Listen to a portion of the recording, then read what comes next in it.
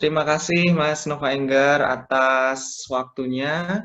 Mohon izin kepada teman-teman alumni, teman-teman siswa, dan mungkin ada Bapak Ibu guru yang bergabung di webinar ketiga Sekosaka. Mohon izin pada pagi hari ini saya akan memoderatori webinar yang ketiga dengan narasumber Mbak Pasiningsih. Beliau adalah alumni Saka 2006 dan izinkan saya untuk membacakan CV beliau. Beliau adalah lulusan dari Universitas Negeri Yogyakarta, S1 Pendidikan Bahasa Inggris. Kemudian beliau mengambil S2 Master Pendidikan Anak Usia Dini di Monash University Australia, lulus tahun 2017 dan lebih kerennya lagi beliau mendapatkan beasiswa dari LPDP. Kemudian beberapa pencapaian beliau pernah menjadi pembicara di konferensi di Kobe, Jepang pada tahun 2016 dan saat ini beliau adalah kepala sekolah dan sekaligus pendiri dari Sekolah Alit, School for All, TK, KB, dan tempat penitipan anak yang beralamat di Prambanan, tepatnya di sebelah timur Candi Prambanan, Tegal Prambanan Indah, ternyata ada papan nama Sekolah Alit. Wah, ini pemiliknya Mbak Pasiningsih begitu. Oke, saya lanjutkan. Selain sebagai pendiri Sekolah Alit, beliau adalah asesor juga pendidikan anak usia dini di Klaten. Jadi kalau saya dengar asesor itu, bayangan saya udah takut dulu karena saat kampus saya ada visitasi akreditasi, ada asesor itu sudah was-was dulu gitu karena asesor itu kan kesannya memberi penilaian, memberi nasib kepada PAUD yang didatangi tersebut. Baik, saya lanjutkan. Beliau juga tutor online di Universitas Terbuka sejak 2019 sampai sekarang dan beliau pernah mengajar di Fast Track Fun School. Ya, Fast Track itu di daerah belakang Amplas, itu salah satu sekolah anak usia dini yang cukup favorit yang mengajarkan bahasa Inggris, jadi memang pantas Mbak Pasiningsih dengan background-nya pernah mengajar di sana dan sekarang sudah bisa mendirikan sekolah alit ya, mendirikan sekolah sendiri gitu ya. Itu adalah salah satu cita-cita saya pengen punya TK begitu Mbak Nining. Sebelumnya saya sapa dulu. Selamat pagi Mbak Nining. Selamat pagi. Panggilannya apa ini? Mas Isnanda atau Mas Rahmat? Mas Isnanda boleh, Mas Is juga boleh. Oh boleh, oke. Biar lebih singkat. Ya.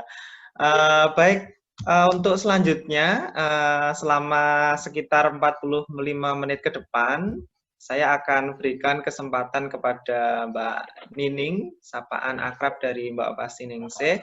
Kemudian saya ingatkan kepada rekan-rekan audiens, apabila ada pertanyaan, boleh langsung saja diketikkan di chat box. Nanti akan saya pilihkan beberapa pertanyaan terbaik. Dan juga saya ingatkan, mungkin ada beberapa yang baru bergabung, akan ada story challenge, yaitu saudara silahkan screenshot atau apapun yang bisa didokumentasikan dari webinar ini, dan silahkan di-storykan di Instagram dan tag akun sekosaka_. Demikian, selanjutnya waktu dan layar saya serahkan kepada Mbak Nining. Monggo Mbak. Oke Mas Is, terima kasih atas waktunya. Terlalu berlebihan ya kayaknya tadi CV-nya itu kelihatannya hebat, tapi tidak seperti itu, biasa saja. banyak cerita di balik itu. Kita mulai saja sekarang ya. Selamat pagi semuanya. Terima kasih sudah bergabung di webinar. Selamat pagi. Kedengaran nggak suaranya? Kedengaran jelas, Mbak Nining. Oh ya, oke. Langsung share screen aja ya, Mas. Ya, silahkan. Oke, kita share screen. Oke, terima kasih atas waktunya Mas Enggar sama Mas Enggar dan Mas Is. Oke, tema kita hari ini adalah berani karena gagal, takut karena menyerah. Kenapa saya milih tema itu? Karena kita semua pasti sering mengalami kegagalan-kegagalan ya. Kita pasti sering alami kegagalan. Itu sudah hal yang tidak mungkin kita hindari lagi. Kita bisa milih ya antara mau melanjut berusaha terus atau mau berhenti. Nah, seperti tadi Mas Is dan Mas Enggar sudah share atau mengulas tentang CV saya. Kelihatannya ketika orang sukses, misalnya saya dapat beasiswa atau saya bisa membangun sekolah, itu kelihatannya jalannya lurus-lurus aja. Seperti ini, what most people think, apa yang biasanya orang-orang pikirkan. Tapi ternyata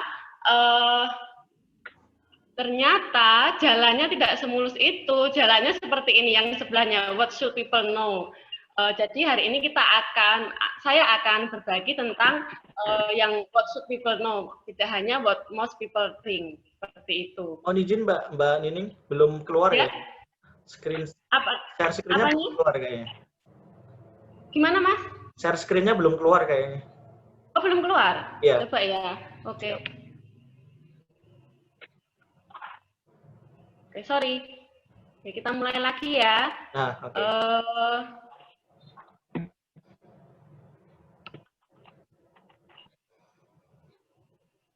Bentar.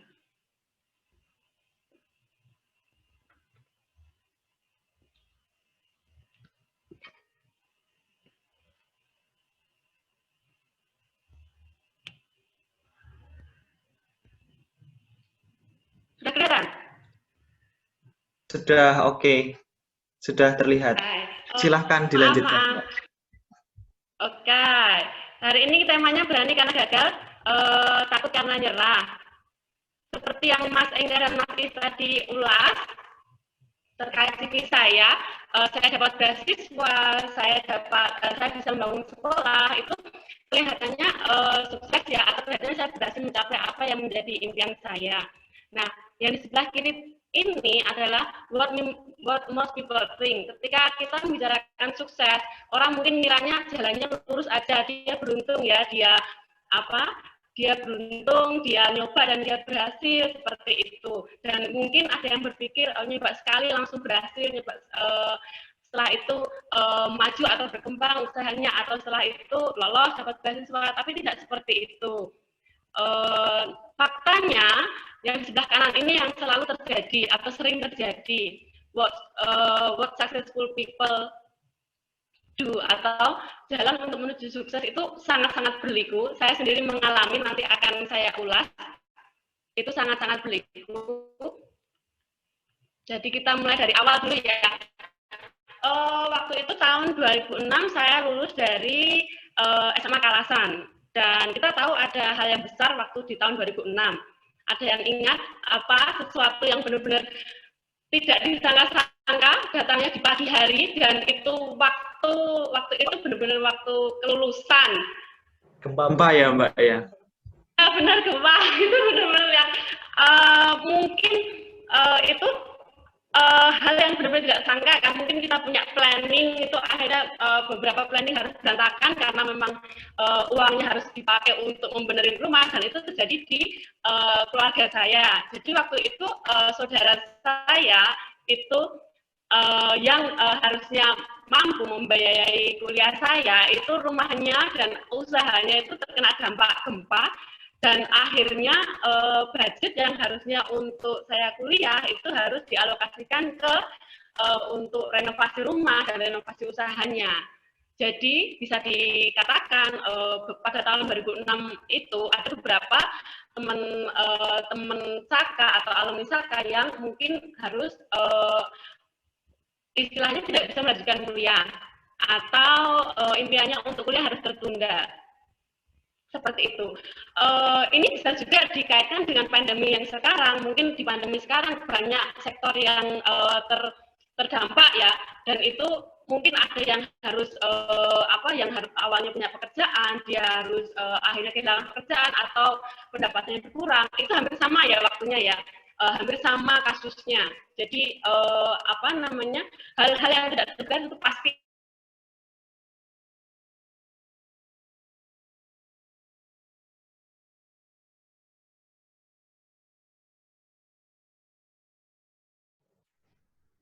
akan nyerah, kerja saja, atau itu sebagai sebagai cara saya atau ujian bagi saya untuk mengasah problem solving skill atau kemampuan saya untuk memecahkan masalah. Jadi waktu itu saya memilih cara yang kedua. Ujian itu atau ketidakmampuan saya untuk kuliah itu saya gunakan untuk mengasah problem solving skill saya. Jadi waktu itu saya akhirnya bekerja di suatu toko, Nah, saya milih kerja di suatu toko karena itu bisa shift ya. Kalau di toko itu kan ada shift. Jadi ada shift siang, shift malam. Jadi saya pilih shift malam itu mulai 2:30 sampai malam 9:30 kayaknya itu. Jadi paginya waktu itu saya untuk kuliah.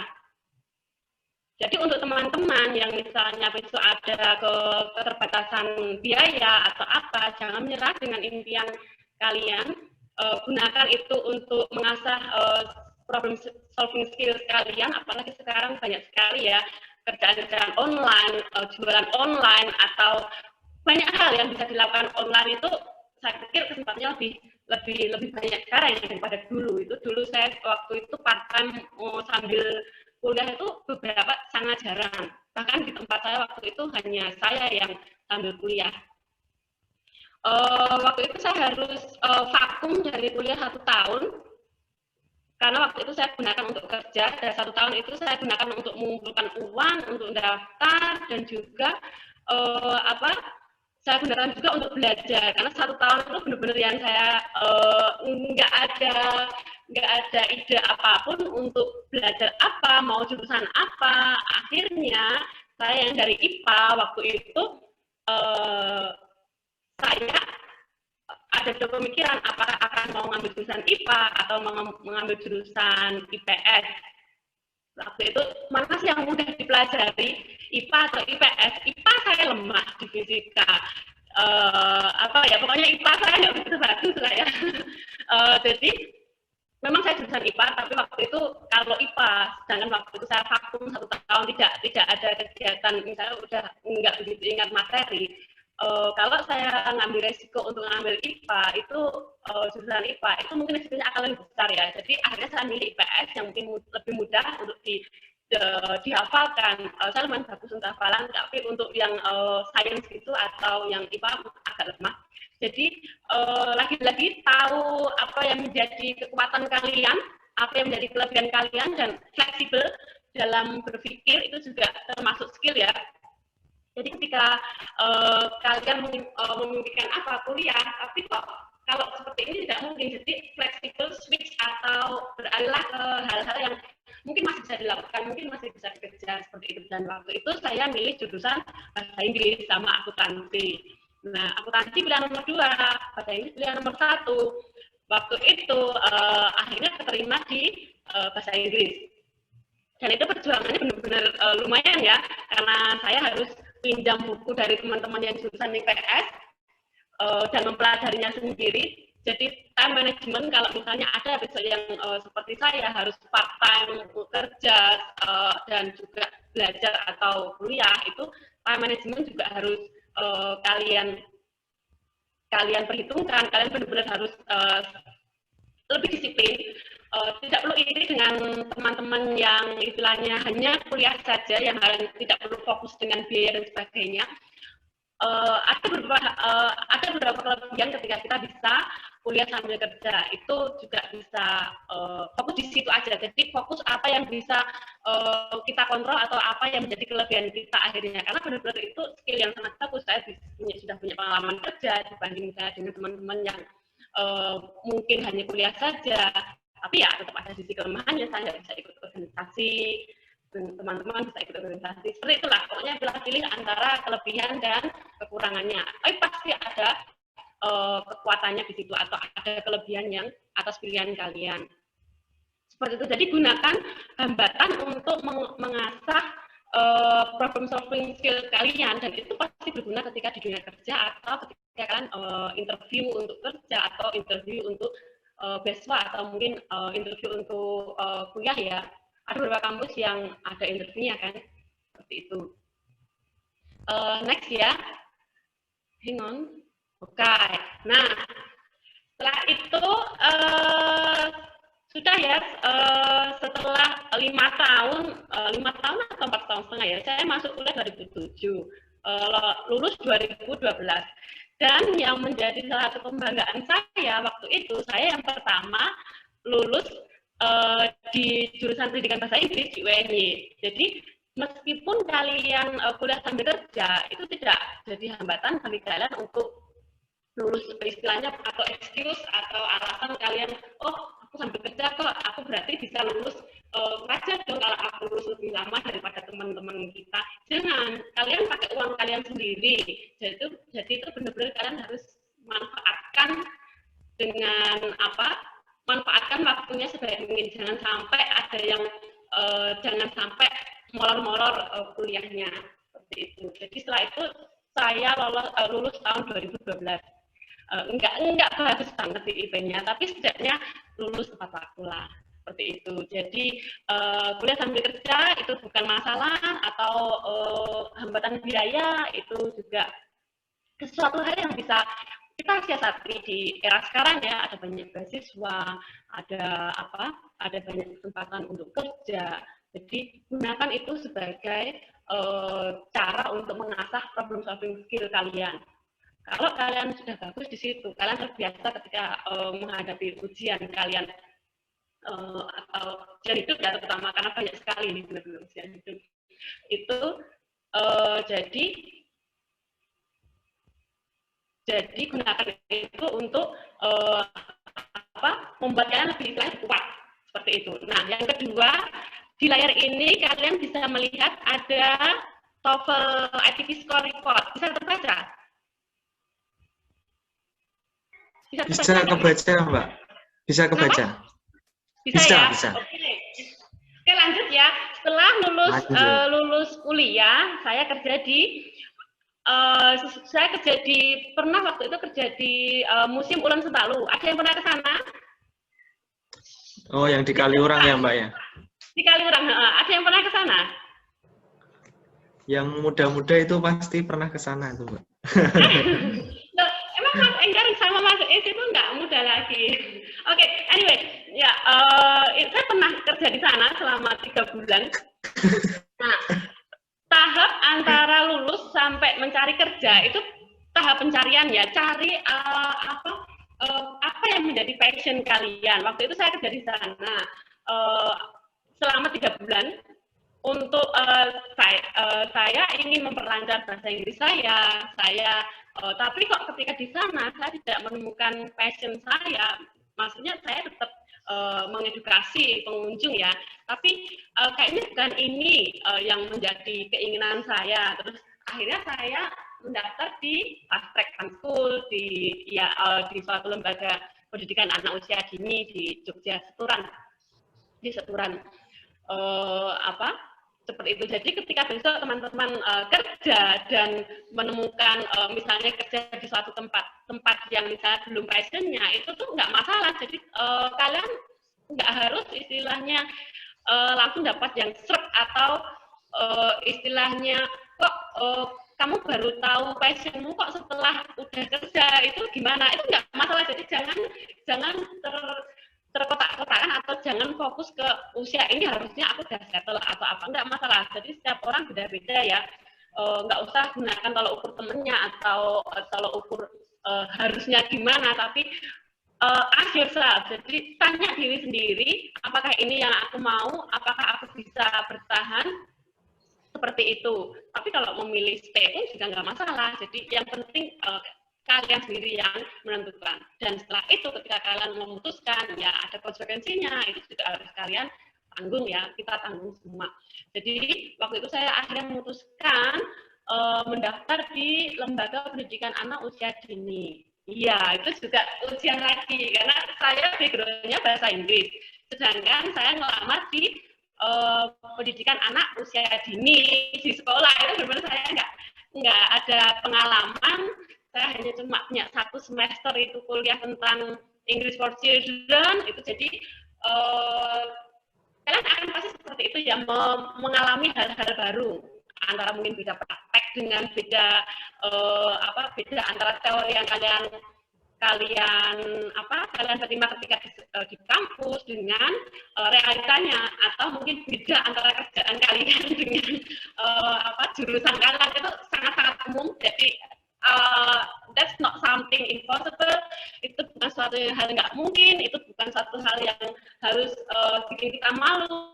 Nggak masalah. Jadi kalian yang melakukan tutup telinga aja ketika ada orang-orang yang kok kamu jurusan ini milihnya itu ya. Kenapa? That's your way. Kenapa? Tapi ya tadi ketika saya masuk di suatu lembaga pendidikan anak usia dini dan saya merasa, tapi di situ saya ngerasa, oh ini passion saya di sini. Saya suka anak-anak, saya suka ngajar, tapi saya tidak punya background pendidikan anak usia dini. Nah, harusnya saya gimana? Saya apply beasiswa.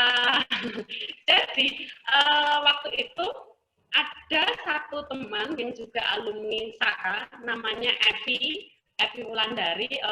Mas Agung, kakaknya Mas Isnanda itu,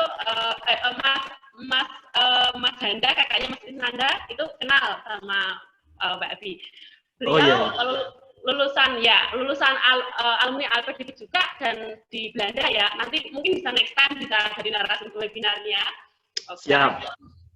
Karena bagus, pengalaman beliau lebih banyak mungkin ya, karena beliau kerja di suatu lembaga yang berasosiasi dengan, nggak tahu, luar negeri kayaknya.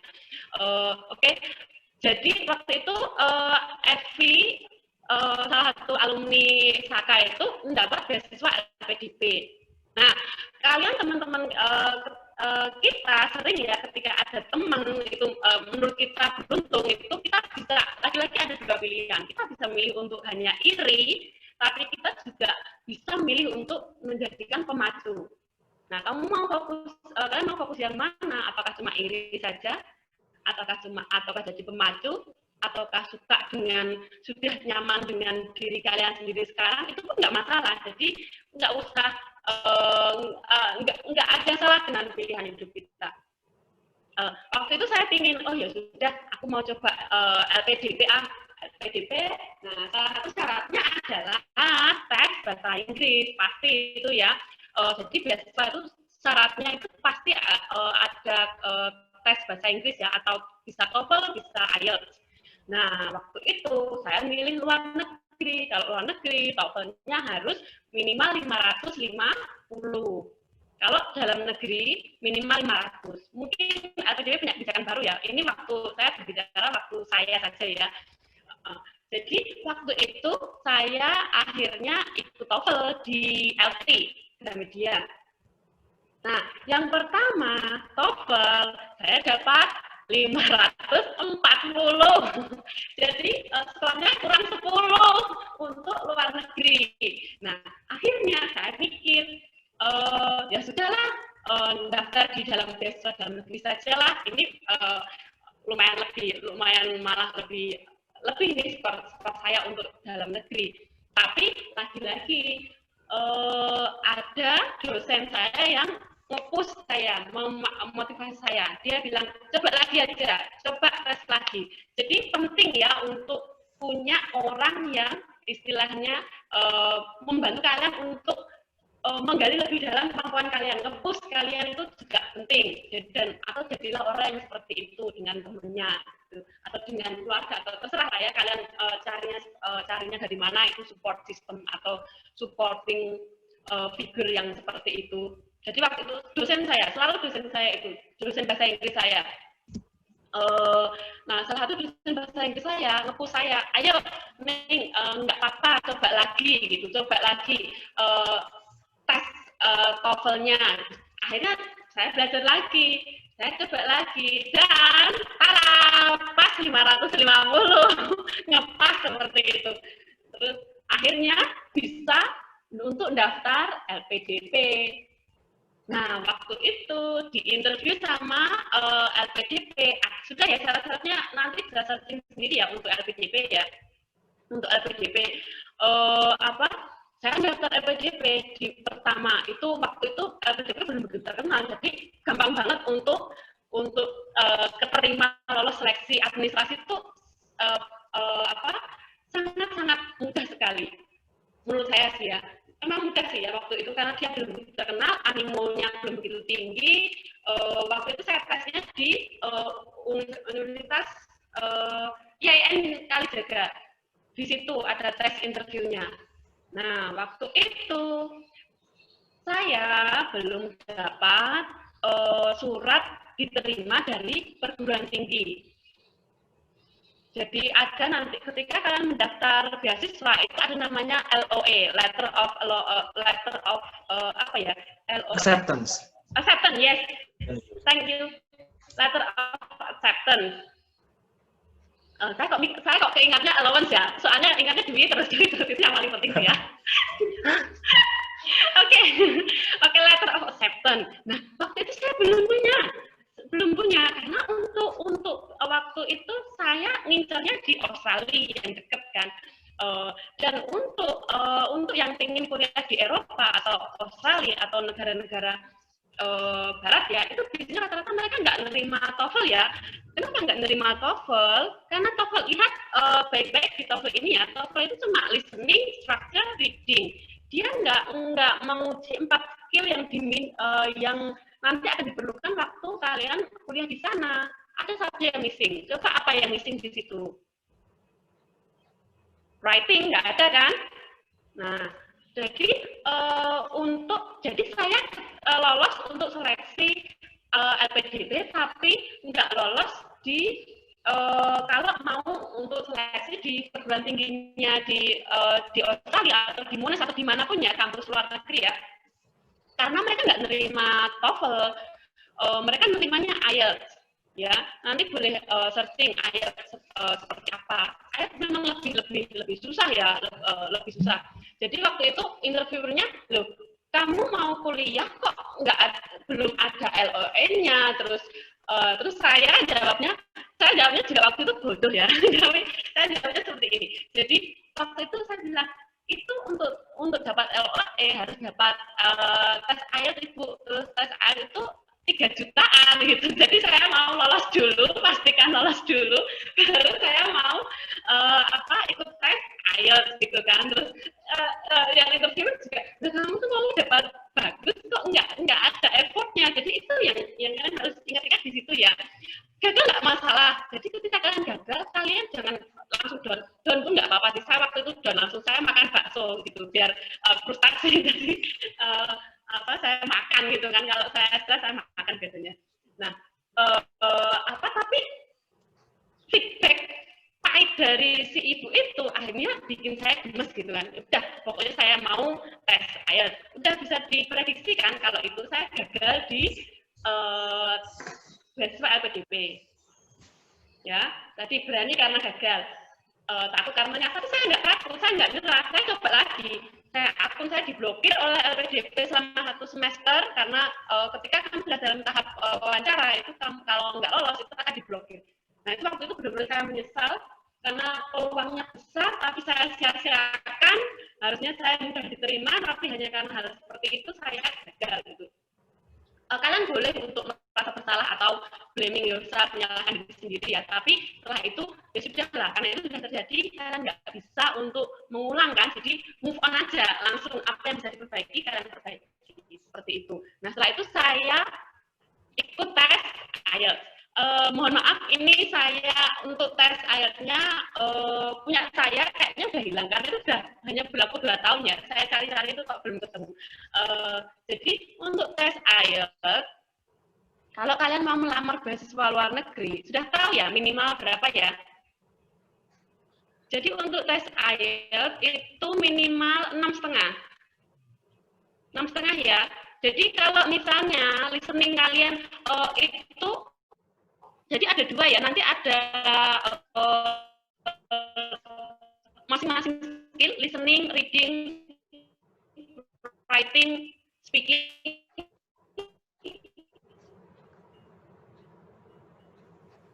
Terus nanti ada overall band score. Dan tidak boleh ada salah satu skill ini yang kurang dari 6. Jadi kalau kalian dapat 6,5 di rata-ratanya, tapi ada yang kurang dari 6, kalian nggak bisa juga untuk daftar di perguruan tingginya, karena biasanya perguruan tinggi syaratnya ada 2. Jadi rata-rata 6,5, tidak boleh ada yang kurang dari 6. Seperti itu. Nah itu kan sangat susah ya, karena kita tinggi di writing, kita tinggi di speaking, tapi ada lemah gitu. Nah waktu itu lagi-lagi ada keterbatasan biaya. Kalau misalnya saya mau les IELTS itu lumayan mahal ya. IELTS aja bayarnya dolar kan, mungkin sekarang 3 jutaan lebih, mungkin tergantung dolar kan, tergantung kursnya. Waktu itu saya ngambil tes IELTS di ION itu, di dekat Wirata kampus UGM itu. Nah itu mereka juga mengadakan kursus ya, kursus IELTS itu, preparation tes itu. Tapi biayanya lumayan. Nah lagi-lagi saya kalau uang segitu saya ada cuma mending untuk yang alokasi lain. Nah, apakah itu akan bikin kita nyerah ketika kita mengalami hambatan? Nggak usah nyerah. Sekarang itu banyak era internet, kita bisa cari soal-soal IELTS di internet, kita bisa cari soal-soal speaking, reading, writing di YouTube. Gunakan itu. Jadi ketika kepentok sesuatu, jangan nyerah. Gunakan lagi-lagi, gunakan itu untuk asah problem solving skill kalian, untuk cari gimana sih solusinya kalau kepentok ini. Jadi kalau ada satu pintu ketutup, cari aja pintu-pintu yang lain gitu kan. Jadi waktu itu saya ya udah belajar sendiri dengan berbasis pengalaman saya waktu itu kuliah di S1 bahasa Inggris ya. Saya berbaca, saya download itu IELTS Cambridge dari level 1 sampai level 9 itu saya print, readingnya panjang-panjang loh ya, akademik reading itu benar-benar panjang dan melelahkan. Kalau nggak terbiasa memang itu cukup tricky untuk kita yang mungkin nggak suka membaca gitu.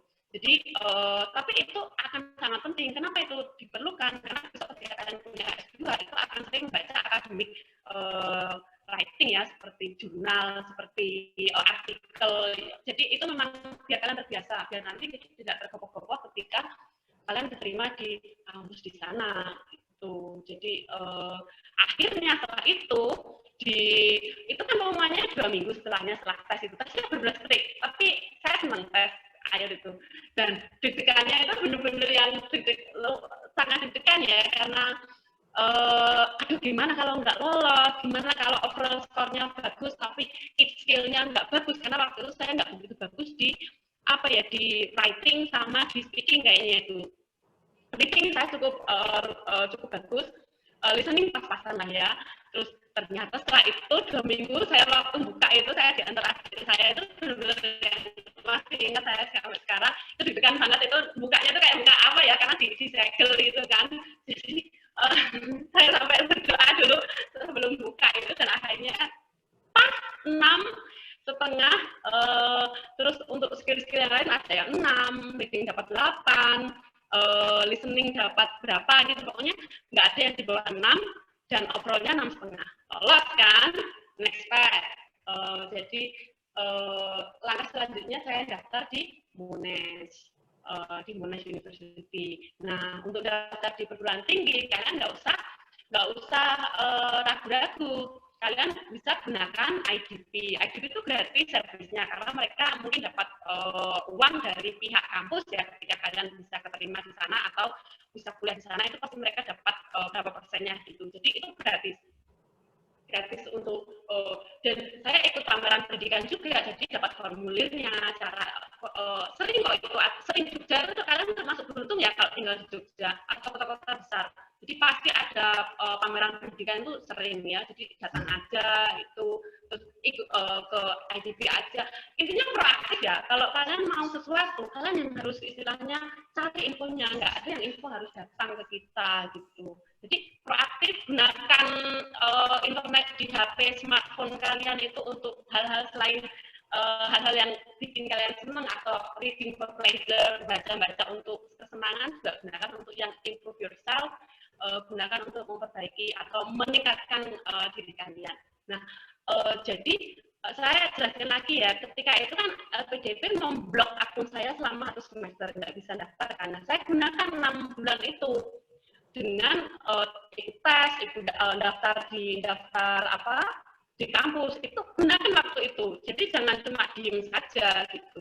Dan kalian juga ketika gagal harus siap menanggung, bukan malu ya, apa sih nanti orang-orang yang lain pikirkan, yang tahu kayak saya ketika waktu itu saya gagal di beasiswa LPDP, sedangkan waktu itu saya kerja di fast track ya, itu pasti satu sekolahan tahu kan, dan mereka tanya-tanya dan berkomentar dan sebagainya, itu ya sudahlah, itu wajar, itu resiko. Maksudnya kita nggak bisa kontrol apa yang orang lain bicarakan ya, tapi ya sudah, tetap fokus ke apa sih yang kalian inginkan, apa sih yang kalian pengen ngejar apa, itu fokus di situ aja.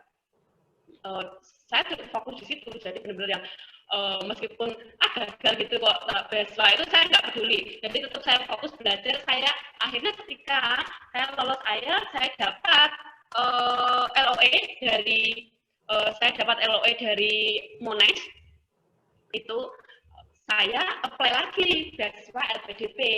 Nah, saya juga apply Australian World Scholarship, ada AAS itu, beasiswa AAS itu gagal. Saya apply Fulbright dari Amerika, Fulbright itu juga gagal. Nah, gagal itu kalian boleh berkecil hati juga sih, nggak masalah. Tapi 1-2 hari lah, setelah itu gunakan lagi untuk bangkit lagi berani karena gagal itu.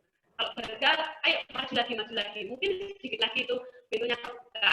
Kalau kalian berhenti saja, kalian nggak akan tahu apakah pintunya kebuka atau enggak kan, seperti itu. Nah, waktu saya kurang berapa menit lagi ya Mas? Saya kalau ngomong ya gitulah. Masih banyak nggak sih? Masih ada sekitar 20 menit. Kalau terlalu cepat boleh diingatkan ya, karena actually teacher memang guru jadi terbiasa untuk ceramah ngomong gitu. Justru ini teman-teman senang Mbak, karena ceria begitu. Oke, next ya. Oke. Setelah itu saya apply beasiswa LPDP lagi. Ya sudah, dengan berbekal LOE. Nah, terus akhirnya wawancaranya di mana ya yang kedua itu? Kok saya lupa sih? Itu di mana ya? Waktu itu wawancaranya di UGM atau di mana ya? Saya lupa, di kampus kayaknya. Di kampus juga. Itu akhirnya bisa ditebak, itu benar-benar wawancaranya itu berlangsung sangat-sangat smooth, karena ketika kalian apply sesuatu atau melamar sesuatu, ketika yang dibutuhkan kalian berikan A+. A+ maksudnya apa? Ketika mereka hanya minta suatu LOE atau letter of acceptance itu tidak wajib, tapi kalau kalian beri itu akan membuat kalian dapat nilai tambah. Oh, anak ini atau aplikan yang ini, lamar ini punya effort lebih nih, menunjukkan kesungguhan nih. Buktinya kami minta hanya ini, tapi kok dia sampai udah ngasih seperti ini. Nah, itu juga jadi pertimbangan interviewer atau pewawancara ya. Dan benar-benar waktu itu karena saya udah dapat TOEFL, saya dapat IELTS, saya sudah diterima di perguruan tinggi yang saya pilih, itu wawancaranya cuma 5 menitan. Dan akhirnya saya lolos kan. Saya juga akhirnya waktu itu pilih, oke ini saya lolos deh. Gitu. Oh ya, ada satu lagi yang ingin saya ingatkan. Di wawancara biasanya kalian akan ditanya tentang skill organisasi ya. Jadi atau community service, pelayanan masyarakat. Jadi fokus di itu juga kalian harus bisa improve apa sih yang bisa aku lakukan. Keaktifan di organisasi itu sangat-sangat penting ya, karena mereka ingin lihat tentang leadership kalian, ingin lihat tentang teamwork kalian, hubungan dengan orang lain. Jadi kalian asal. Jadi kalau untuk kuliah saja, akademik saja itu banyak yang sudah pintar. Jadi kalau kalian punya pengalaman-pengalaman organisasi atau volunteering, ikut berpartisipasi ikut apa, itu sangat-sangat akan membantu kalian ketika kalian akan apply beasiswa, apply kerja seperti itu. Jadi benar-benar kalian nggak harus banyak ya, banyak tapi nggak jadi apa-apa atau menjadi anggota itu atau silent leader itu nggak bagus juga. Jadi pilih 1 atau 2 atau 3 dan kalian jadi apa, kontribusi kalian apa di sana, seperti itu akan jadi poin plus. Itu sering ditanyakan dan saya sering gaganya di situ organisasi, karena memang saya nggak begitu bagus ya. Jadi pengalaman saya itu gunakan untuk feedback atau untuk input kalian ketika mau apply beasiswa atau mau apapun saya kerja, dan itu pasti ditanyakan pengalaman organisasi itu. Oke, lanjut. Oke, nah setelah itu bisa ditebak kan, saya akhirnya dapat letter of guarantee. Ini apa ya namanya? Ini surat yang menandakan bahwa kita punya sponsor. Ini biasanya diberikan oleh sponsor beasiswa kita. Ini akhirnya saya diterima oleh LPDP dan saya dapat ini letter of guarantee yang menyatakan berapa nanti uang yang saya terima, uang bulanannya. Dan LPDP itu sangat generous ya, atau sangat benar-benar sangat istilahnya mengcover semuanya. Jadi kalian hanya perlu belajar kok sebenarnya itu. Jadi udah nggak usah mikir apapun, karena uangnya juga, uang sakunya cukup, SPP ditanggung, ada uang uang untuk urus visa, uang untuk kelulusan, uang untuk apalagi submit paper, atau kalau ketika kalian ikut conference di mana itu ada. Jadi benar-benar akhirnya kan jerih payah saya yang tadi gagal tadi akhirnya terbayar kan dengan seperti ini. Saya akhirnya dapat yang lebih dari yang saya keluarkan. Jadi ketika teman-teman atau ketika kalian pengen sesuatu, itu pasti istilahnya kerja keras kalian pasti akan terbayar seperti itu. Ya, jadi jangan khawatir. Ketika kalian benar-benar mengeluarkan effort atau mengeluarkan usaha sungguh-sungguh, itu pasti akan berbuah manis ya. We reap what we sow kan. Kita akan tuai, kita akan panen apa yang kita tabur, seperti itu. Jadi ini saya dapat letter of guarantee dari LPDP, dari sponsor. Nah, untuk apa sih surat ini? Jadi tadi saya LOE itu baru surat penawaran saja, surat penawaran bahwa kamu diterima. Tapi untuk mendaftar itu kalian akan dapat COE. Jadi COE ini surat resmi bahwa kalian sudah diterima di suatu perguruan tinggi. Ya, ini untuk apa? Ini untuk apply visa belajar. Ya, nih. Ya, jadi untuk apply visa COE ini, pokoknya COE visa itu saling berkaitan ya. Jadi bukan LOE. LOE itu enggak, itu cuma offer ya, namanya letter of acceptance. Jadi dia itu cuma penawaran aja bahwa kamu diterima. Tapi untuk yang benar-benar diterima ini dari yang ini. Terus apa namanya? Untuk apply, untuk dapatkan ini COE ini, kalian butuh COE itu singkatannya ini ya. Confirmation of enrollment, konfirmasi bahwa kamu sudah daftar di perguruan tinggi yang kamu pilih gitu. Terus apa? Dan itu untuk dapat itu perlu surat sponsor, karena mereka nggak akan mungkin kan istilahnya ngasih surat ini kalau kamu benar-benar nggak membuktikan bahwa ada jaminan kamu besok itu nggak akan kekurangan biaya di sana. Seperti itu. Dan apply visa juga seperti itu, kamu butuh tadi letter of guarantee atau sponsor tadi dari LPDP, karena lagi-lagi pihak negara yang kita tuju nggak akan pengen diyakinkan bahwa ketika kamu di sana kamu nggak akan membuat mereka repot, intinya gitulah ya, sudah financially stable gitu, ada yang menanggung gitu. Oke, next ya. Nah, saya suka karakter ini ya.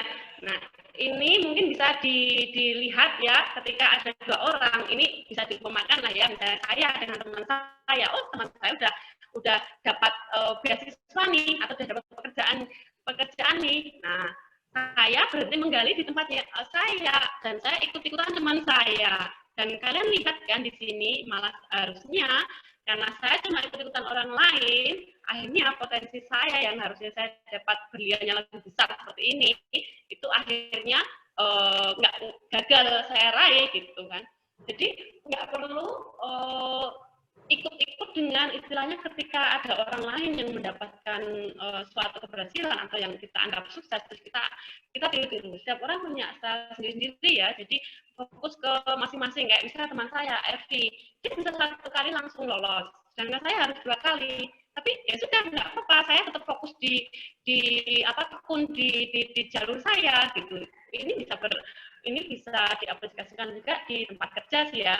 Ketika kalian lihat teman kalian lebih sukses atau lebih lebih kelihatannya lebih berhasil ya, dan kalian ikut-ikutan, padahal sebenarnya apa yang kalian tekuni itu juga menjanjikan. Itu ilustrasi ini bisa digunakan ya. Jadi ya udah, fokus ke hidup kalian yang lebih tahu apa yang potensi kalian, apa yang menjadi challenge-nya, atau strength sama weakness, kekuatan sama kelemahan kalian udah tahu lah ya. Jadi nggak perlu istilahnya iri atau berpikiran negatif tentang orang lain atau tentang luck atau keberhasilan orang lain. Udahlah, fokus di diri sendiri aja. Jadi fokus ke diri sendiri ya, lebih ke shape your life, apa sih namanya kalau shape itu, bentuklah dirimu sendiri aja gitu. Jadi pun di jalan saja, boleh gunakan istilahnya gunakan pengalaman orang lain untuk belajar, tapi tidak perlu harus ikut-ikutan. Nggak semua orang yang menggunakan jalur yang sama hasilnya akan sama kan, seperti itu. Terus next, setelah itu saya lolos, saya hanya kuliah kan di Monash itu selama 2 tahun untuk program master. Untuk program master itu 2 tahun. Setelah itu saya kembali ke apa namanya? Kembali ke fast track lagi karena saya janji untuk kembali. Jadi saya kembali ke sana. Dan waktu kuliah di 2 tahun itu juga kalian ketika misalnya punya kesempatan untuk luar negeri, gunakan itu lagi-lagi untuk jejaring sosial ya. Untuk di situ banyak ada orang Indonesia dengan berbagai macam pengalaman kan, dapat beasiswa ada yang dari, kalau saya waktu itu ada yang dari Telkom, ada yang dari perguruan tingginya di Australia sendiri. Jadi mungkin juga dapat beasiswa dari perguruan tinggi di sana. Kalau kalian benar-benar memang pinter ya, kalau kalian benar-benar memang pinter dan bisa ketemu dengan mahasiswa internasional dari yang lain, itu benar-benar worth it lah ya. Perjuangan kita ketika ingin dapat beasiswa itu pasti berdarah-darah ya, tapi hasilnya itu pasti layak gitu, karena ada hal-hal yang memang itu nggak bisa diukur dengan uang ya, ada pengalaman, terus kalian bisa ya udah ada senangnya juga kan, bisa lihat salju, kalian bisa lihat kehidupan di negara berbeda itu seperti apa, dan bisa juga waktu itu saya punya kesempatan ke Jepang ikut conference ya. Saya tidak jadi speaker sih ya, maaf, mungkin saya keliru di situ. Saya jadi presenter. Jadi ketika ada conference di luar negeri itu biasanya mereka akan mengundang siapa yang mau ikut submit paper atau mengumpulkan paper ya, tulisan. Terus nanti di sana itu ada yang keynote speaker itu yang akan berbicara di forum yang besar, tapi setelah itu nanti akan dibagi-bagi per ruangan. Jadi masing-masing akan presentasi di depan, ya presenter lain gantian gitu, kayak seperti kalian presentasi gitu.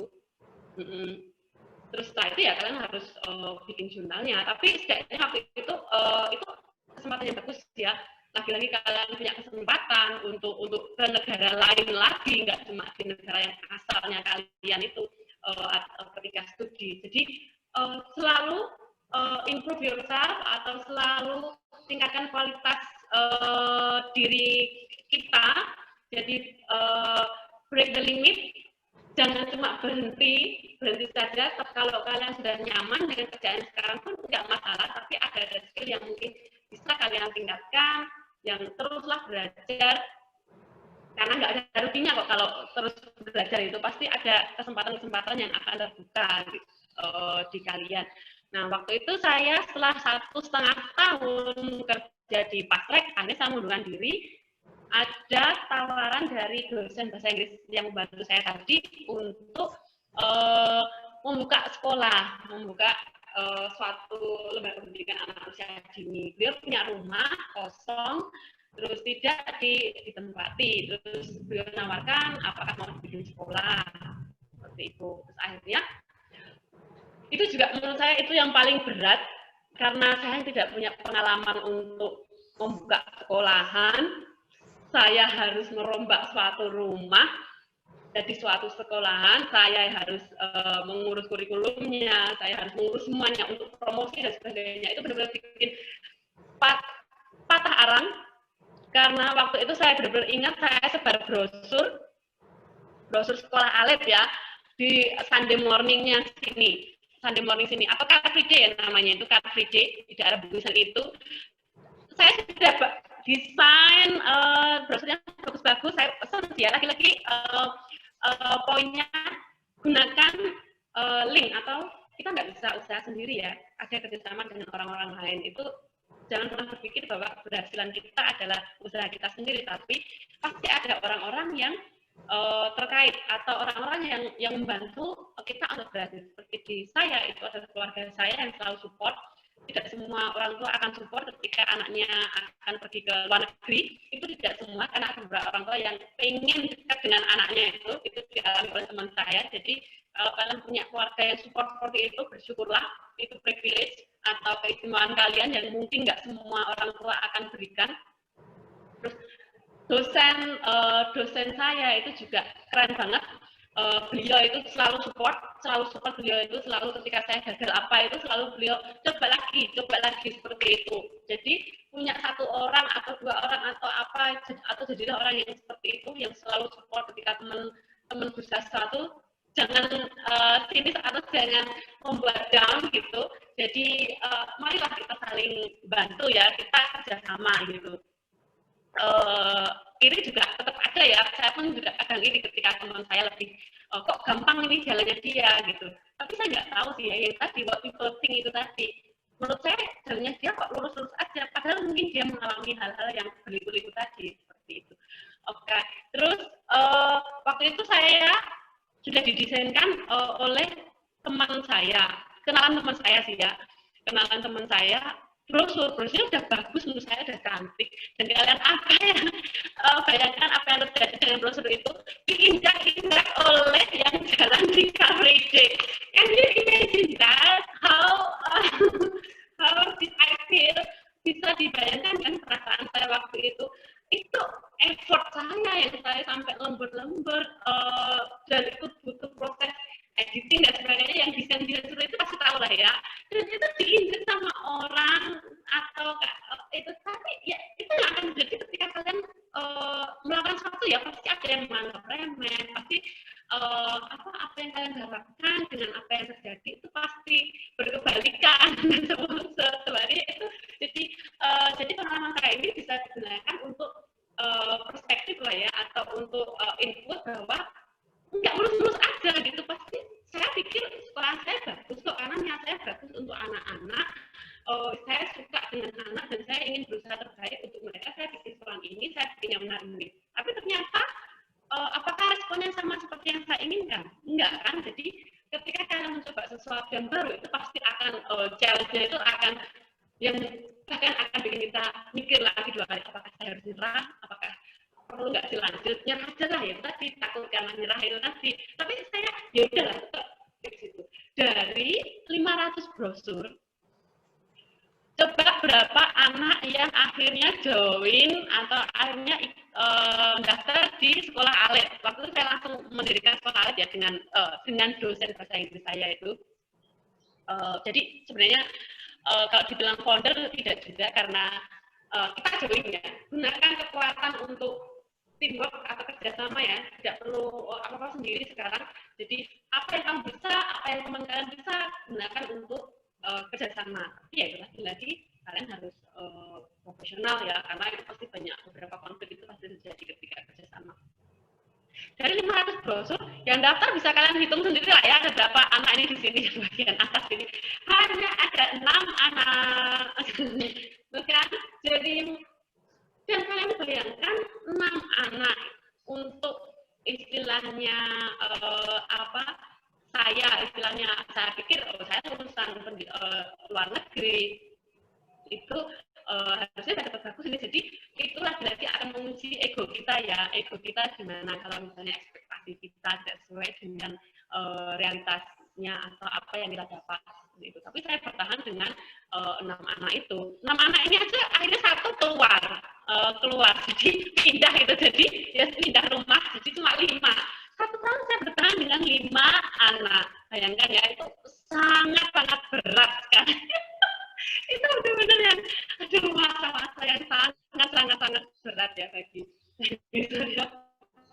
Tapi akhirnya lagi-lagi, tapi saya tetap bertahan, saya tetap lakukan apa yang saya bisa, servis juga tetap nggak salah-salah, hanya karena 5 anak terus itu terasa aja gitu. Saya tetap lakukan yang terbaik, dan setelah setahun kemudian lumayan kan, maksudnya bisa 2 kalinya ada 14 anak yang mendaftar di sekolah Alin.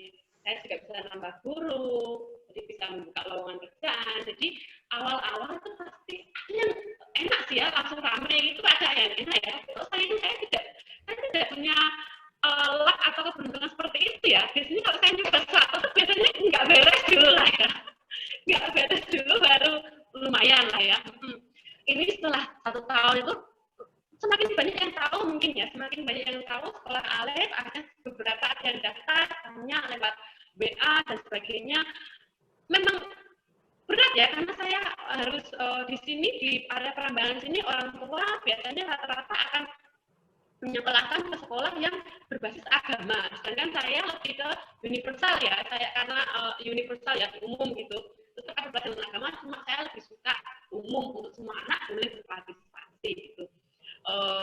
Terus jadi tapi saya pikir ya udah nggak apa-apa, kita punya kita fokus ke kelebihan saja. Kelebihannya kita apa? Oh, kita bahasa Inggris, mereka bahasa Inggris, pendidikan anak usia dini berbasis bahasa Inggris, kita ajarkan anak bahasa Inggris. Tapi itu juga nggak semata-mata hal yang jadi kalau ukur orang tua untuk mendaftarkan anak mereka, servisnya seperti apa. Jadi sedikit atau banyak tetap lakukan yang terbaik dari diri kalian, jangan cuma setengah-setengah aja, karena itu pasti lagi-lagi you reap what you sow.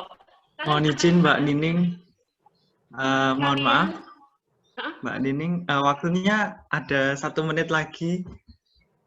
Oh nggak masalah, ini udah selesai kayaknya. Kalian akan panen apa yang kalian tabur ya. Alhamdulillah sekarang beberapa ada yang masih WA lagi, ada udah buka belum, karena pandemi ini juga masih mulai berkurang lagi, cuma berapa anak, 7 anak, karena yang ada 5 anak yang bertanya tapi mereka mau gabung kalau udah bisa full tatap muka. Ya nggak masalah, dalam hal itu bisa up and down gitu. Itu pasti akan kita alami ya. Oke. Wrap up ya, atau konklusinya atau kesimpulannya ya.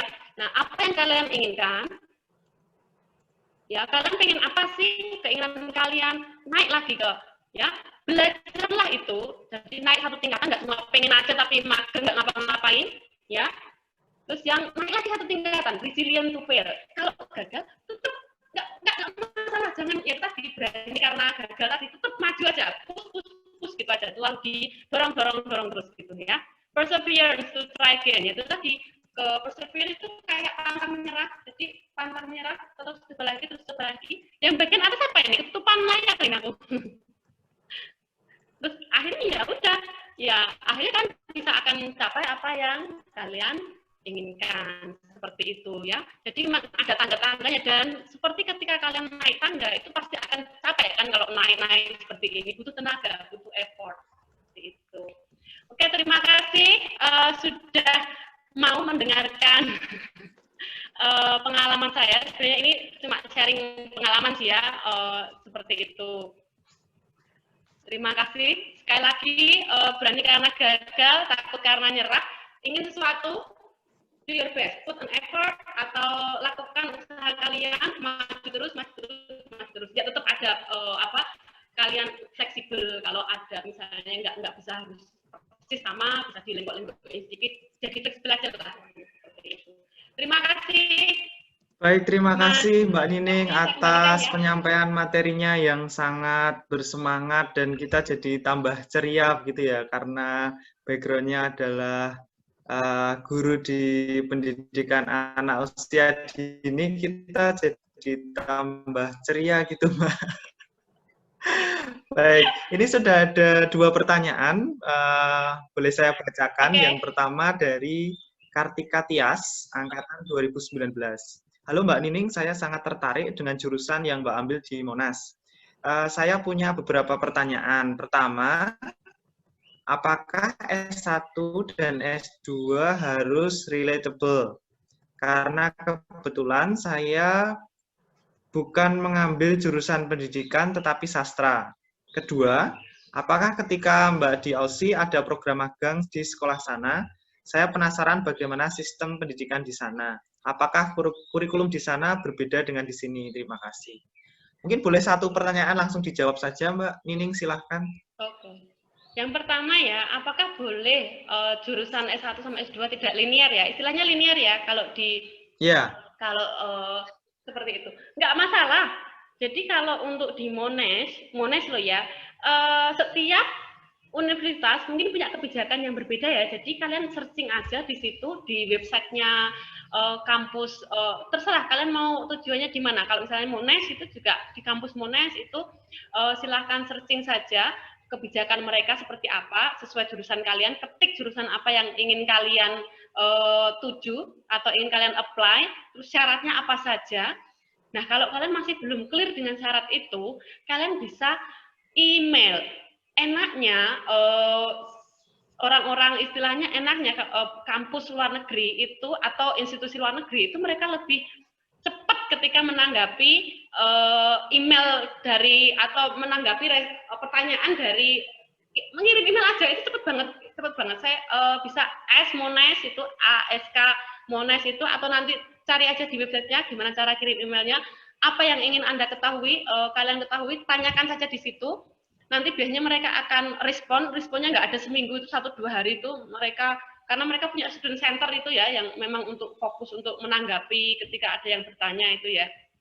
Untuk saya waktu itu ada teman saya yang juga jurusan sastra, dan nggak masalah ketika mereka apply atau melamar pendidikan, melamar di fakultas pendidikan, jurusan waktu itu dia ambil jurusan TESOL, Teaching English for a Speaker of Another Language kayaknya itu. TESOL itu, jadi dia S1-nya sastra Inggris, yang ketika dia apply di Monas, dia ambilnya Master of TESOL. Master of TESOL itu biasanya untuk guru-guru pendidikan bahasa Inggris, yang background-nya bahasa Inggris. Sama seperti saya juga, pendidikan anak usia dini, banyak teman saya yang awalnya dulu dari akuntansi, awalnya dulu dari mahasiswa Cina ya, ada salah satu yang jadi teman saya, itu dulu dia dari akuntansi, dia ngelamar di pendidikan anak usia dini, itu pun nggak masalah, ya, nggak masalah. Biasanya syaratnya cuma mudah kok, cuma ijazah, transkrip, terus nanti ada surat keterangan apa gitu, searching aja di websitenya ya. Setelah itu, ya itu tadi sertifikat bahasa itu yang pasti.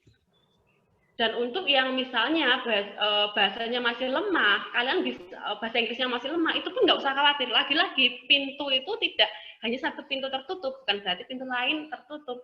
Kalian bisa apply AAS, Australian Award Scholarship. Itu ada pelatihan IELTS-nya. Enak kalau kalian apply AAS itu, Australian Award Scholarship. Itu ada language training, ada pembekalan bahasa, itu sangat bagus sekali, bisa dari mulai 6 minggu sampai 9 bulan tergantung kemampuan kalian seperti apa. Kalau LPDP pengen langsung jadi ya, kalian harus, LPDP nggak mau seperti itu, kecuali untuk daerah 3T itu dia akan memberikan training ya, bridging class. Tapi kalau untuk yang Jawa itu jangan harap, karena Jawa mereka anggap sudah oke gitu. Jadi kalau ragu-ragu dengan jurusan yang apa sih syaratnya apa saja, sudah baca tapi kok nggak begitu yakin, tanyakan pihak kampusnya, kirim email, itu pasti mereka akan respon dengan sangat cepat. Kalaupun nanti mereka akan kasih link-link ini, misalnya kamu baca di sini untuk syarat ini, kamu ini seperti itu. Atau kalian bisa datang ke IDP. Kalau di Jogja IDP ya. Kalau misalnya di tempat lain mungkin ada banyak kok ya yang kalian searching aja itu untuk hal itu. Sudah menjawab belum ya? Ya, terima kasih Mbak Nining. Mohon izin sebelumnya boleh di-close dulu share screen-nya. Okay. Karena ya. untuk pertanyaan selanjutnya, saya mohon penanya untuk bisa berinteraksi langsung. Jadi bukan saya bacakan, tetapi silahkan untuk bertanya, untuk mengaktifkan mikrofon dan videonya, kameranya. Yang pertama, kita rangkum saja ya Mbak Nining ya. Ada 4 orang yang ingin bertanya. Yang pertama yaitu Mbak Mutmainah. Beliau adalah penerima LPDP waktu S2 dulu dan pembicara kita di webinar minggu lalu. Yang kedua yaitu Mas Agung. Mas Agung temannya Mbak Nining, angkatan 2006. Yang ketiga ada Mbak Alfi. Dan yang keempat ada Mas Enggar. Monggo Mbak Mutmainah. Oke. Halo Mbak, sama. Terima kasih Mas Rohman atas waktunya. Salam kenal Mbak Nining. Salam kenal juga. Gimana Mbak? Iya, saya adik angkatannya Mbak Nining berarti. Saya PK 55. Saya PK 20. Oh ya. Jadi yang saya mau tanyakan adalah pernah nggak selama kuliah di Monash itu Mbak mengalami apa ya? Waktu yang berat secara psikologis gitu, entah dari culture shock atau merasa di underestimate sama profesor di sana atau apapun itu yang kira-kira berat secara psikologis gitu. Kalau ada, bagaimana cara Mbak survive saat di sana? Terima kasih. Baik, terima kasih. Ditampung dulu Mbak Iin, sepertinya sedang mengalami ya ini ya. Oke. Kita lanjut dulu ke pertanyaan yang kedua. Mas Agung, dipersilahkan untuk mengaktifkan kamera dan mikrofonnya. Silahkan Mas Agung. Halo, Assalamualaikum. Gimana kabarnya? Ini teman lawan, Mas. Mbak WA aja dong, kamu ngapain di sini? Saya kemarin waktu di WA Mas Enggar, saya termasuk orang yang merekomendasi pertama untuk Mbak Pasiningsi ini tuh menjadi narasumber di webinar ini gitu. Karena memang saya tahu banget perjuangannya luar biasa gitu. Saya ingin tanya aja Mbak, kok Mbak ya sekarang manggilnya ya? Ya. Saya ingin tanya aja tadi untuk gimana menjaga istiqomahnya itu loh, untuk aku punya mimpi tapi aku mau ke sana itu. Kalau kayak saya ini kan hanya sampai di tahap, kalau di tangga yang tadi disampaikan di slide terakhir itu, saya itu selalu di tahap paling bawah aja gitu, nggak pernah bisa naik-naik, walaupun usaha nanti sebulan udah pas lagi, usaha lagi udah sebulan udah gitu. Nah, untuk istiqomah ke tahap yang itu kan dan orangnya ceria terus gitu kan, walaupun dihajar kayak apa, dengan cobaan seperti apa, selalu ceria gitu. Nah, itu tips and triknya gimana gitu? Atau mau dalam keadaan susah, mau dalam keadaan senang, tetap pokoknya 3 jam digunakan waktunya untuk belajar bahasa Inggris misalnya, atau belajar apa gitu. Terima kasih Mbak. Salam dari istri saya. Baik, terima kasih Mas Agung atas pertanyaannya. Kita tampung dulu untuk saya persilahkan.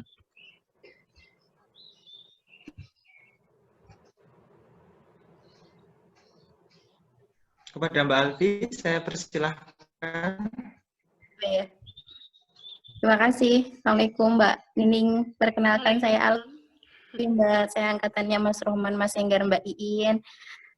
Menginspirasi sekali ya Mbak presentasinya. Terus saya terpikir bagaimana sih Mbak jenengan bisa terpikir mau bikin sekolah baru. Tadi kan memang dijelaskan ada rumah, terus ditawarkan ke jenengan. Terus gimana sih jenengan terus bisa berpikir modalnya nanti dari mana, seperti itu. Sebenarnya memulai hal yang baru itu kan susah, dan mendengarkan dari jenengan tadi presentasi begitu banyak perjuangan untuk bisa istiqomah seperti yang Mas Agung itu bilang tadi. Terutama modalnya sih Mbak jenengan dari mana terus bisa, oh ya saya akhirnya buka sekolah lagi gitu. Terima kasih Mbak. Terima kasih Mbak Alfi atas pertanyaannya. Itu sebenarnya saya juga ingin tanya ya, karena mendirikan sekolah itu juga salah satu cita-cita saya, bagaimana prosesnya, karena harus ada yayasan dan sebagainya. Mungkin kita perlu buat satu webinar lagi tentang itu Mbak Alfi besok. Oke, untuk selanjutnya Mas Enggar ya, ini pertanyaan terakhir, jadi empat penanya kita rangkum. Mas Enggar, saya persilahkan untuk bertanya. Oke, terima kasih Mas Rohman. Mohon izin Mbak Alfi, Mas Rohman, dan Mas Agung Hari. Izin saya bertanya kepada Mbak Nining. Walaupun kita terpaut jauh ya Mbak ya lulusnya. Saya tahun 2011, Mbak Nining 2006. Tapi tetap bisa kita terima motivasinya, pengalamannya selama ini, dan jujur bisa menginspirasi saya. Saya termasuk orang yang pengen sekolah lagi sebenarnya Mbak. Kan saat ini saya juniornya Mas Agung. Juniornya Mas Agung di STAN. Terus kan saat ini juga baru selesai D3. Jadi jenjang saya itu masih D3, belum S1 maupun S2. Dan pengennya itu sekolah lagi S1 dan bisa S2 di luar negeri.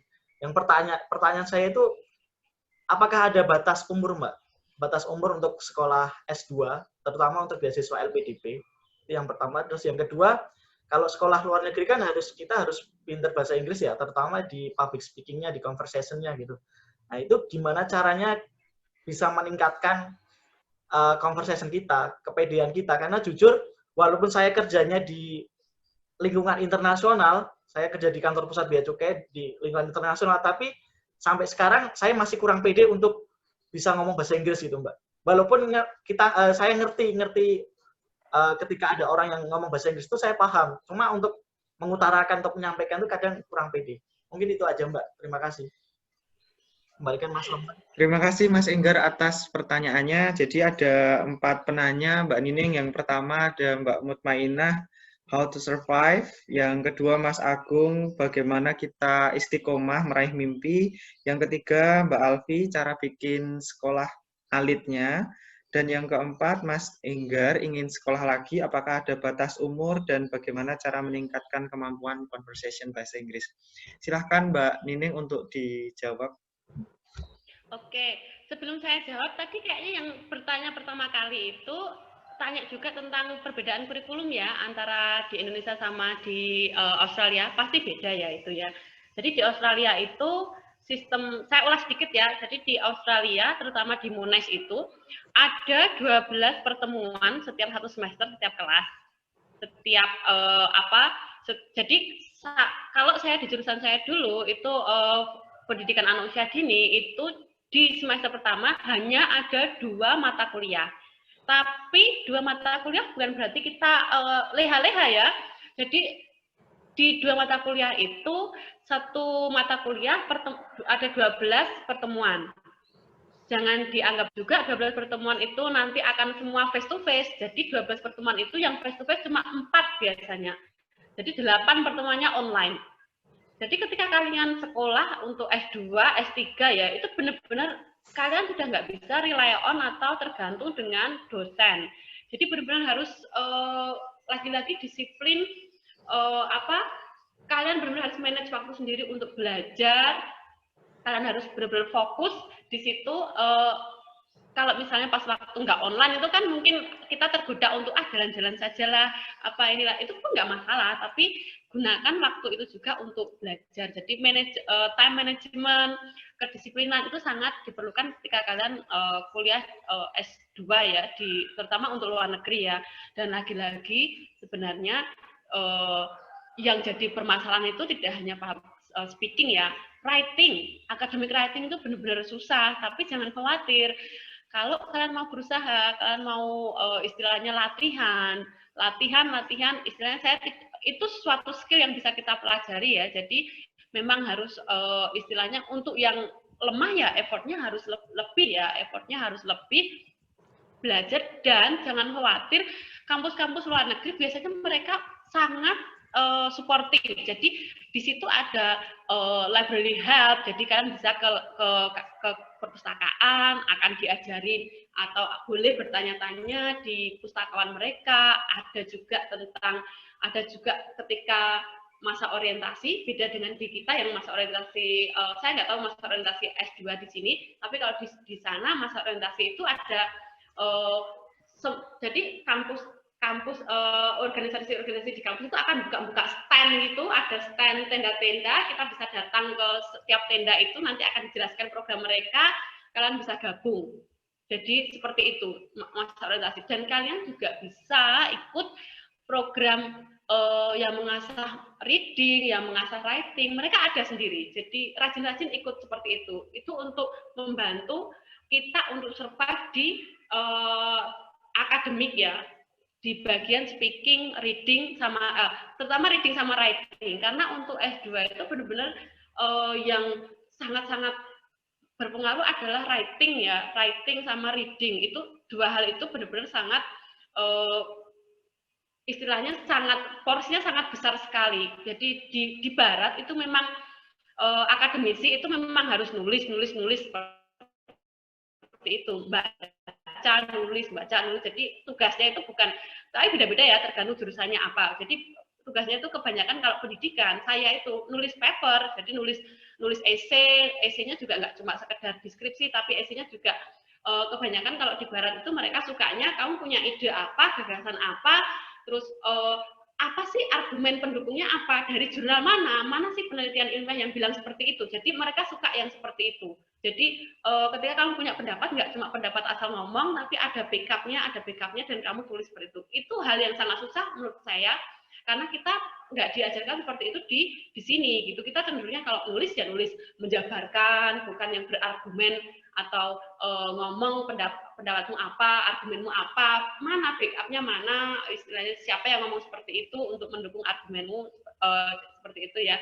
Dan untuk pertanyaan yang kedua tentang challenge ya, apakah ada stres gitu? Untuk di Australia saya pikir awal-awal culture shock-nya nggak begitu banyak sih ya, karena istilahnya lebih tertata, lebih maju, lebih istilahnya public transport lebih reliable atau lebih bisa diandalkan. Ya cuma itu sih, ada kejadian lucu itu. Kalau di bis gitu kan, jadi kita harus tap kartu gitu kan, kartu ya kayak di sekarang ya kayak di Trans Jogja itu juga ada tap kartu.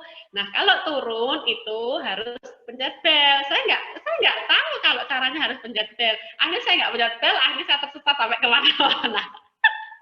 Jadi itu culture shock-nya itu ya.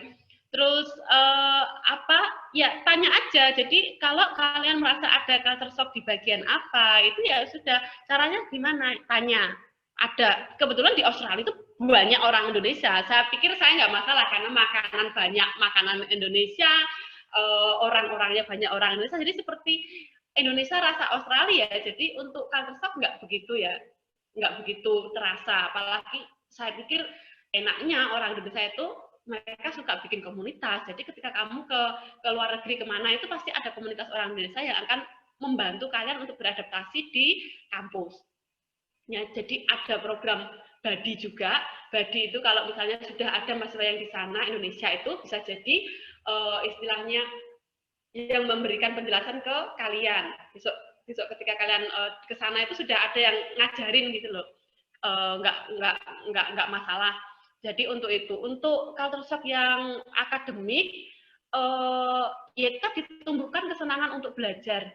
Jadi ketika kalian mengalami tantangan itu nggak yang dibikin stres gitu, tapi ya udah memang ini bagus untuk saya belajar, ini saya belajar hal yang baru, tekuni aja. Kalau memang benar-benar burn out atau benar-benar stuck itu, jangan dilanjutkan. Jadi berhenti dulu, kalian lakukan apa yang kalian suka. Kalau saya makan ya, saya suka makan. Jadi kalau lagi burn out atau stres gitu ya, karena benar-benar tugasnya nggak banyak, cuma butuh untuk berpikir keras seperti itu. Saya kalau misalnya lagi stres gitu, saya nggak push diri saya, jadi saya akan mungkin jalan-jalan dulu sama teman atau mungkin pergi ke supermarket belanja atau apa gitu. Jadi untuk psikologi yang stres itu enggak terjadi di saya ya, tapi ada teman saya yang sampai stres juga ada. Jadi tergantung masing-masing individu ya. Kalau seperti itu kejadiannya, kalian bisa ask for help, bertanya atau meminta bantuan. Jangan ditanggung sendiri. Tidak semua orang mampu memecahkan masalah sendiri. Ada beberapa orang yang perlu ada orang lain yang mungkin bisa jadi curhatan, tempat curhat mereka. Jadi kalian yang tahu diri kalian sendiri gimana ngatasi. Biasanya kalau ada stres misalnya atau ngerasa benar-benar di level paling low. Kalau saya kalau misalnya stres ya sudah, saya tinggalkan, saya nggak akan pegang itu, saya akan pergi kemana atau saya akan melakukan hal yang saya sukai. Setelah saya agak cooling down, saya akan kembali ke situ. Kalau masih stuck lagi, tanya orang lain, ask for help, minta tolong, seperti itu. Untuk pertanyaan ke-1, apakah sudah menjawab? Bagaimana Mbak Mutmainah? Sudah sangat menjawab, Mbak. Terjawab ya. Terima kasih. Terima kasih. Oke, yang kedua tentang istiqomah ya. Saya juga saya nggak istiqomah banget juga. Ya seperti itu tadi, wajar. Kita manusia ya, ada up and down. Kayak sekarang ini saya harusnya belajar karena saya ada kerjaan, ada wawancara ya. Cuma ya kadang saya saya pengen baca komik, ya udah saya baca komik dulu gitu. Atau saya pengen main-main dulu.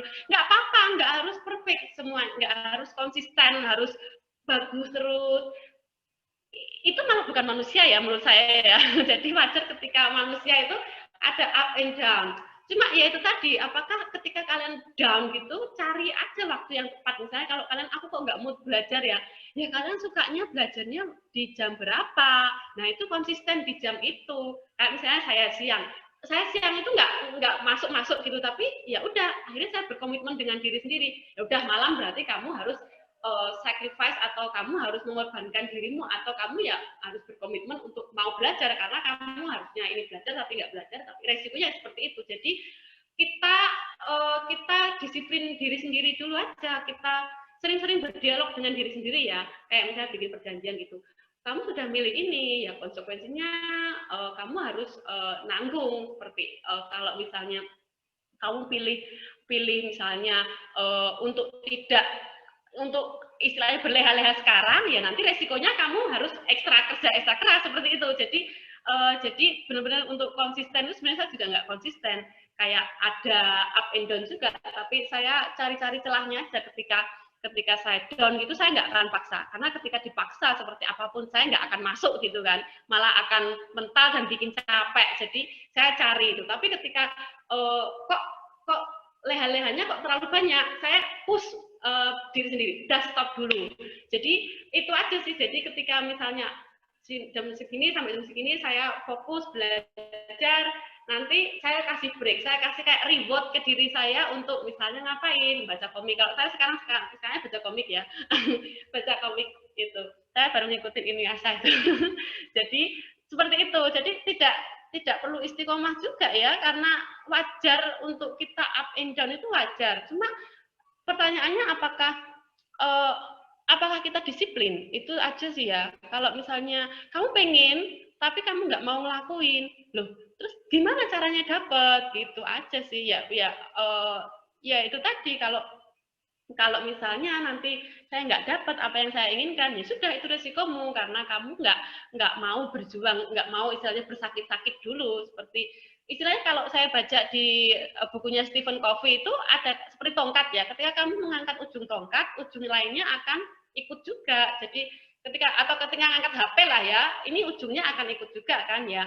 Ketika kita sudah memutuskan sesuatu, ya konsekuensinya itu pasti ada. Misalnya saya ingin ambil beasiswa, ya ada risikonya, saya harus ikut tes lah, saya harus mengalami penolakan dan sebagainya, itu kita harus siap gitu loh. Jadi itu yang akan membuat kita untuk selalu fokus ke apa sih yang kita kejar. Dan jadi motivasi dari diri sendiri juga sangat berpengaruh ya. Seberapa kuat sih kamu pengen itu, apakah cuma ikut-ikutan. Kalau kamu inginnya benar-benar kuat, itu pasti akan bantu juga mendorong mendorong kita untuk lebih istiqomah ya, kalau istilahnya seperti itu.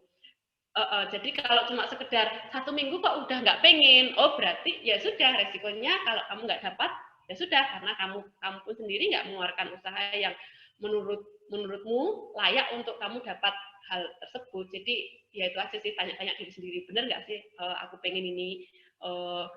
Kalau misalnya memang pengen, ya aku harus nanggung resikonya, konsekuensinya apa, aku benar-benar harus cari cara-cara yang bisa bikin aku dapat itu gitu. Jadi itu udah satu set gitu loh Mas. Jadi ketika itu udah satu set, kita nggak cuma bisa ambil enaknya aja, aku pengen ini tapi nggak pengen ini, ya nggak ada. Jadi setiap itu ada konsekuensinya masing-masing ya. Terus udah menjawab belum ya nomor 2? Mas Agung sudah kayaknya tersindir ya. Enggak, sangat menjawab Mbak. Itu nomor 2. Itu pertanyaannya Mas Agung ya, kayaknya menjawab itu ya. Sangat menjawab, nanti saya japri deh kalau gitu. Betul, Mbak. Iya, oke. Yang untuk masalah pembangunan sekolah, terutama untuk dana ya, bangunnya jangan diibaratkan sekolahnya itu sekolah besar ya. Saya baru 1 kelas dulu.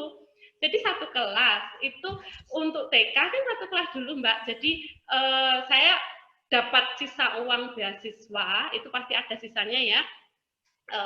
Terus jadi lagi-lagi kalau kamu merasa nggak kuat sendiri, kita gunakan kerjasama.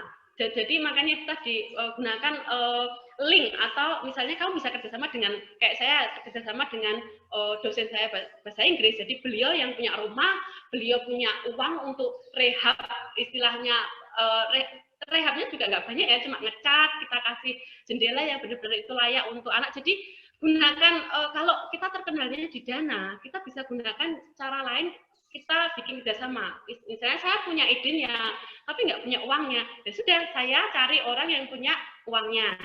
Kalau lagi nggak ada orang yang punya uangnya, ya sudah, saya cari, saya bikin skala yang kecil dulu. Saya bikin 1 kelas dulu. Setelah itu sudah lumayan, bisa nambah-nambah, ada kelas tambahan. Jadi benar-benar silakan lah ya, kalau mau lihat sekolah Alit itu benar-benar kayak rumah, terus kita bikin sekolah. Jadi juga nggak terlalu formal seperti di sekolahan besar gitu ya. Jadi mulai dari yang kecil dulu. Jadi nggak harus istilahnya bikin usaha itu harus kelihatan wah gitu ya. Ya kita bisanya apa? Saya nggak mau berutang ya, karena saya takut berutang gitu. Nanti jangan-jangan saya nggak bisa bayar ya.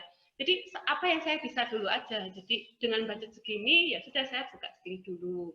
Kalau misalnya sambil jalan ada uang lagi atau ada dana sisa, kita tambahin gitu. Jadi kita nggak melulu harus, istilahnya harus besar ya. Mulai sesuatu itu mulailah dari yang kecil itu ya. Jadi seperti itu, Mbak Alfi ya. Ya Mbak, keren. Jadi harus nabung ya Mbak walaupun dapat beasiswa. Iya, jadi gunakan kerjasama dengan teman, Mbak. Jadi ketika Mbak punya ide, tapi nggak punya istilahnya uangnya, Mbak bisa kerjasama dengan jual ide Mbak ke teman yang misalnya punya gitu. Gimana, Mbak? Iya, kalau di bidang pendidikan kan bisa buka sekolah. Kalau di bidang kesehatan kan bikin praktek kayak gitu kan lebih wow lagi nanti modal. Oh iya, iya, kalau praktek mungkin biayanya lebih banyak ya, memang benar-benar. Tapi kan era sekarang era kerjasama ya, jadi saya nggak begitu suka dengan kata kompetisi ya. Saya lebih suka kerjasama apa gitu, apa yang saya bisanya apa, ya udah saya kayak misalnya saya nggak bisa, saya cari misalnya karyawan, ya udah coba saya tanya temen yang bisa atau apa kayak gitu-gitu. Terus saya ada buku-buku, terus ada temen yang bagus untuk ngecat, ya sudah. Tetap bayar, tapi tetap ada itu. Makanya itulah salah satu yang penting dari ketika kalian membuat link atau kerjasama dengan teman-teman gitu. Saya nggak bisa bikin brosur, nggak bisa bikin desain logo sekolah Alit tadi, tapi saya punya teman yang dia juga punya teman itu. Jadi saya gunakan itu, Mbak. Jadi tadi lagi-lagi ketika satu pintu tertutup, itu bukan berarti pintu lain tertutup juga ya. Jadi kita gunakan cara lain. Makanya saya bilang tadi fleksibel ketika kita pengen meraih sesuatu, jangan kaku lurus gitu kan, tapi di otak-atik lah, kalau nggak pengennya ini tapi bisanya ini, diluruskan aja. Kalau terlalu lurus nanti takutnya malah kita stres sendiri ya, kok nggak jadi ya ini saya pengennya juga sekolah saya langsung dapat banyak murid, tapi grupnya tadi cuma 5 ya Mbak, tapi ya sudah saya tetap jalan, tetap itu kan, jadi ya mulai dari yang kecil aja sih nggak apa-apa gitu. Siap Mbak, Tapi ya tadi ya, kalau kalian apa? Awalnya community service dulu ya. Jadi itu kan sesuatu hal yang butuh waktu ya untuk berkembang. Jadi ketika meskipun kecil, tapi ketika kita servis bagus, itu otomatis orang-orang lain itu juga akan membantu kita promosi. Sebenarnya sekolah ALED bisa tambah murid itu karena orang tua yang promosi dari mulut ke mulut, bukan dari brosur yang diinjak orang itu tadi ya. Itu tadi. Seperti itu. Jadi tetap kecil sebanyak itu tetap berikan yang terbaik. Itu pasti nanti akan itu terjadi di diri saya ya. Itu ada misalnya dapat dari mana info kami, dari si ini seperti itu. Tetap servisnya harus sederhana apa itu, tapi tetap servisnya tetap harus bagus ya. Kalau misalnya ada sih yang datang tapi setelah lihat kok kayak cuma rumah sekolah ALED terus nggak tertarik, ya nggak apa-apa. Maksudnya kita akan ketemu orang-orang yang memang ditakdirkan untuk ketemu dengan kita. Ini bukan tentang jodoh ya, tapi tetap berlaku juga di hal ini ya. Ya udah yang datang ya yang pengen sekolah ALED, nggak yang nggak lihat dari istilahnya penampilannya gitu. Dan orang tua murid nggak begitu ngeh dengan lulusan saya dari luar negeri kok Mbak. Mereka lebihnya ke ketika saya ngajar servisnya seperti apa ke anak-anak mereka, apakah bagus seperti itu. Jadi servis itu dalam atau all out kita ketika melakukan sesuatu itu juga pengaruh ya, berikan yang terbaik seperti itu sih. Untuk pertanyaan selanjutnya apa ya? Pertanyaan selanjutnya kayaknya Mas Enggar ya? Dari Mas Enggar. Ya, tentang bagaimana meningkatkan conversation. Sama batas umur 2 Mbak. Yang pertama kan untuk masalah beasiswa ya, kesempatan beasiswa ya. Iya. Ya. Untuk yang kerja di instansi negara atau di PNS atau instansi negara, kesempatan kalian itu lebih besar kali daripada yang swasta, karena persentase yang diberikan oleh misalnya AAS atau LPDP ke pihak-pihak yang bekerja di institusi negara itu lebih besar, 60% biasanya. Atau 70% malahan ya. Jadi kesempatan kalian itu besar. Jadi kesempatan kalian untuk diterima itu malah lebih gede dibanding ketika swasta ya, karena mungkin mereka mikirnya kalau pemberi beasiswa mungkin kalau PNS kan pasti kembali atau pasti balik ke institusi. Jadi prioritasnya di situ. Jadi untuk Mas Enggar itu malah kesempatannya gede ya. Cuma untuk kalau luar negeri mungkin kebanyakan beasiswa S2, S3 ya. Kalau untuk S1 kayaknya itu beasiswa ayah bunda ya. Jadi kalian minta ayah sama ibu sendiri ya. Kalau untuk D3 saya nggak tahu seperti apa ya. Apakah harus S1 dulu atau enggak? Kalau Mas Enggar pengen, coba cari-cari info seperti itu ya Mas ya.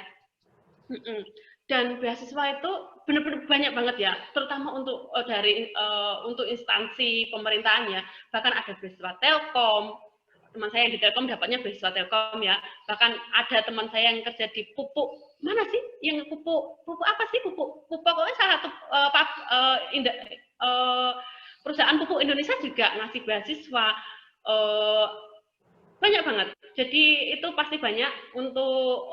Jangan khawatir kalau kalian excel atau kalian berniat. Saya nggak akan bilang pinter, karena pinter tanpa niat atau pinter tanpa fokus disiplin juga menurut saya nothing ya. Lebih cenderung kalau kamu kerja keras dan mau benar-benar berusaha gitu untuk improve diri sendiri, itu pasti akan bisa ya. Itu. Terus untuk speaking, sampai sekarang saya pun juga grogi kok Mas kalau ngobrol sama speaking, saya juga nggak mawut. Istilahnya ada karikatur-kartun yang bagus sekali sih ya. Apa yang di pikiran saya seperti dinosaurus, tapi yang muncul di omongan saya seperti semut. Itu pernah lihat itu ya. Jadi apa yang mau saya omongkan itu banyak, tapi munculnya kok alah ini apa, cuma kecil banget itu. Nggak apa-apa. Jadi nggak masalah speaking itu.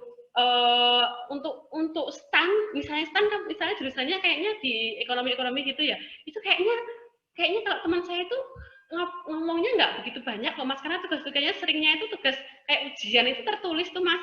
Jadi nggak usah takut. Terus ada tugas presentasi kan, ngobrol juga. Hei, tapi bisa juga disiasati dengan latihan.